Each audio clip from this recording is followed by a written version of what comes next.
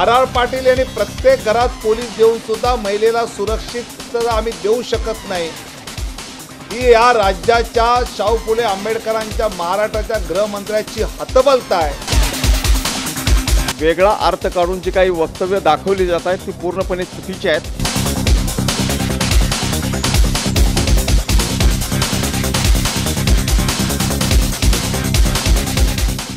संपूर्ण भारतात बदायूं येथे घडलेल्या सामूहिक बलात्कार प्रकरणाने चांगलाच तूल पकडलाय।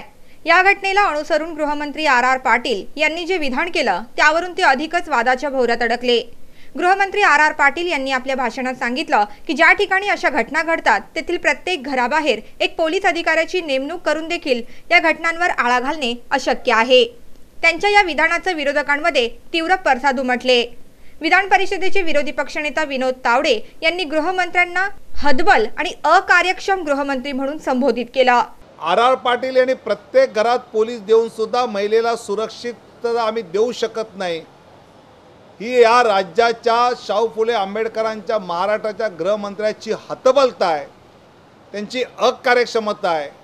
आणि अशा अकार्यक्षम गृहमंत्र्याच्या कायदा सुव्यवस्था त्यांची नीट राखण्याची क्षमता नाही, त्यामुळे अशा राज्यात महिला आणि दलित सुरक्षित राहील असं आम्हाला वाटत नाही।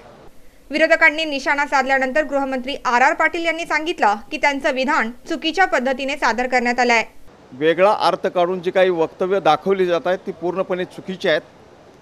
महिलांच्या सुरक्षिततेला महाराष्ट्रामध्ये पहिल्या प्रतीचं प्राधान्य दिलं जाईल हे विधानसभेमध्ये मी ठणकावून सांगितलं आणि आमच्या पुढच्या ॲक्शन्स तशाच असतील। महिलांच्या सुरक्षिततेच्या बाबतीत जे अधिकारी कर्मचारी दुर्लक्ष करतील त्यांच्यावरही कठोर कारवाई केली जाईल हे आज विधानसभेमध्ये शासनाच्या वतीने सांगितलं गेलं आहे। ब्युरो रिपोर्ट NMTV बातमीपत्र।